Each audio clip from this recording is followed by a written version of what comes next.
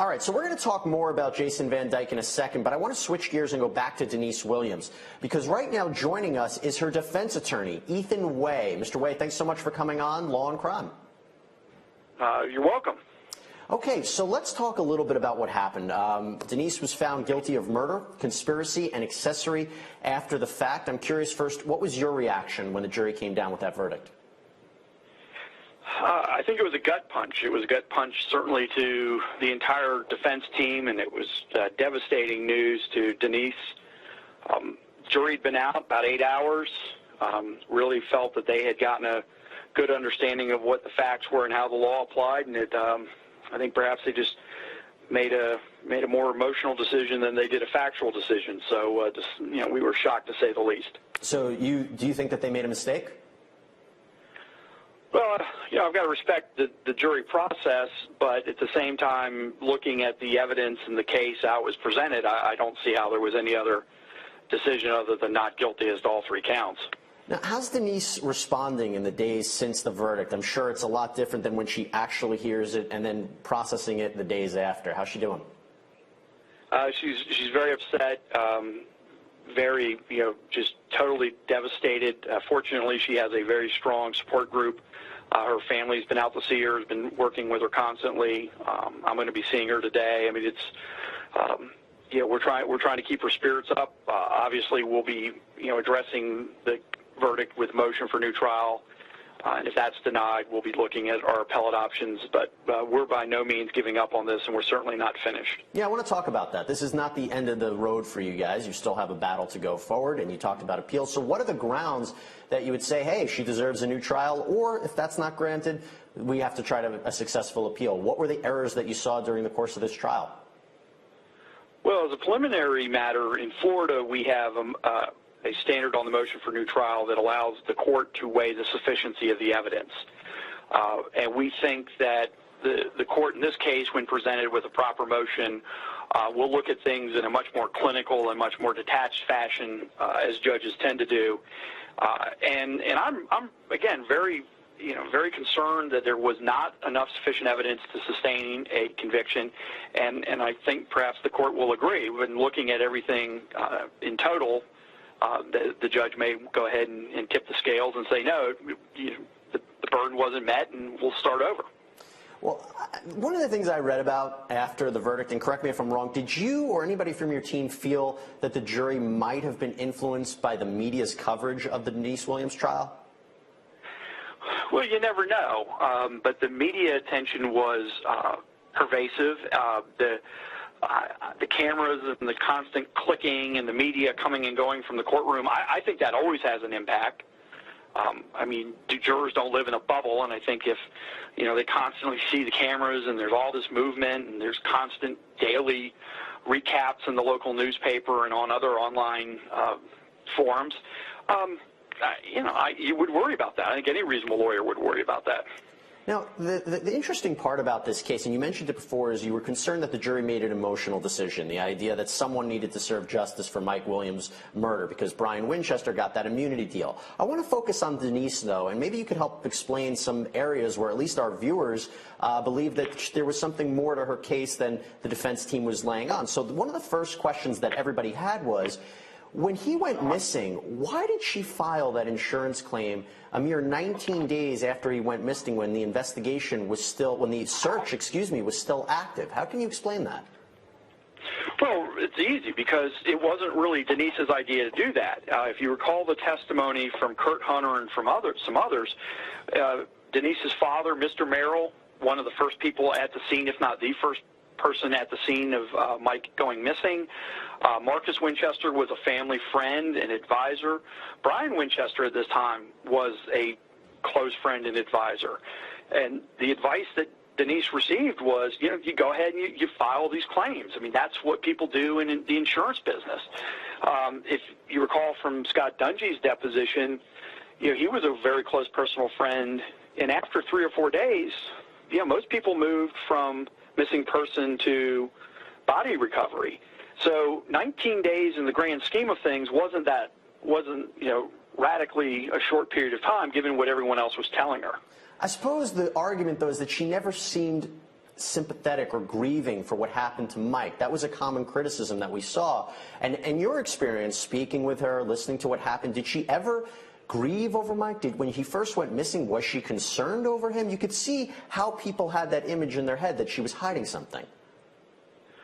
Well, that's the people who have that image in their head that she was hiding something are people that judge others folks on how they look. You know, people who, I guess, you know, I'm not going to sit next to that person on the subway, or I'm not going to ride on the bus because they look different than me, because maybe they're black or they're brown or their eyes are slanted or their hair is kinky or whatever the case may be. I mean, that's just a ball-face, you know, judgment call stereotype. She was having an affair with Brian and was still having an affair after Mike went missing and then married him. You could, again, this is just what happened. Well, no one ever proved an affair. That's an assumption that is made. There's no evidence of an affair. There was absolutely no evidence of an affair put out there in that trial. So Denise is saying she didn't have an affair with Brian. She did not have an affair with Brian Winchester. Absolutely not. She married him in 2005, but she did not have an affair with him in the 90s. And in fact, the only evidence that was adduced at trial of who Brian Winchester was running around on his wife with was Angela Stafford. You know, I think that people want to criticize the way someone looks and the way they would expect someone to react, but you know, again, everyone grieves differently. Mike went missing, basically, 18 years ago yesterday, but the funeral service for him occurred in February of 2001. I don't think it's fair or responsible to try to suggest that Miss Williams has to continue to cry and emote every single time his name is mentioned for 20, 21, 22, 25 years. I think she suffered. She went through it.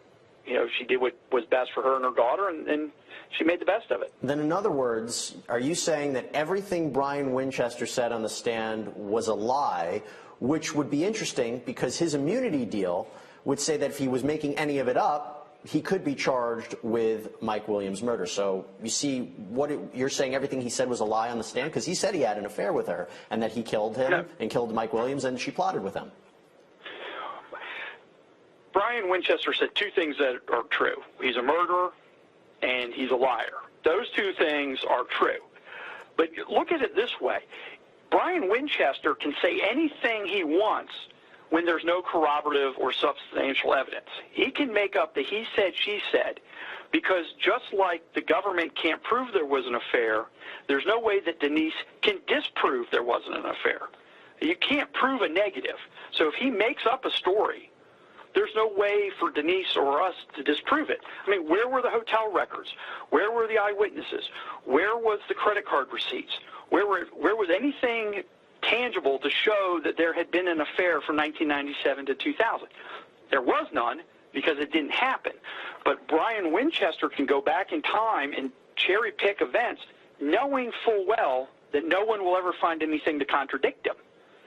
I mean, he has the benefit of hindsight. So you're right. There's other evidence that would have been great to have. But what we did have, we had to think about. And when we heard that secret recording from Kathy Thomas, secretly recording Denise, and she questions her about that statement that she made, that, tell Marcus to tell Brian that I'm not talking.